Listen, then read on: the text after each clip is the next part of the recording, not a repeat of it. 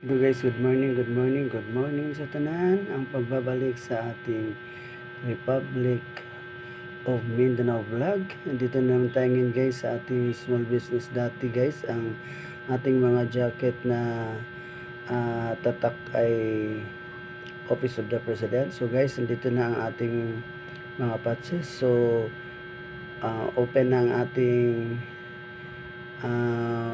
souvenir store guys, no.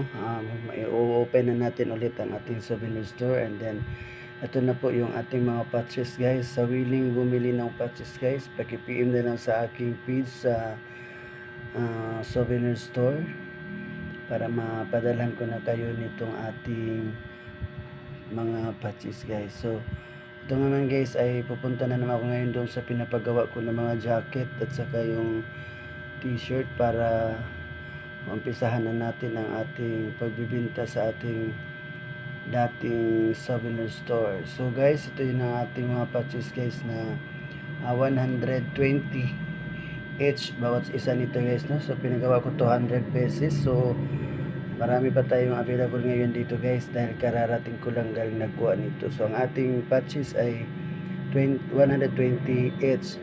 So kabilaan natin ilagay sa jacket. So kailangan natin ng 240 guys para kung sa inyo na sariling jacket. Pero kung sa akin ang jacket guys ay 1,200 na po yung ating jacket, ang ating embroidery. Pero ang ating patches lang guys is 1,000.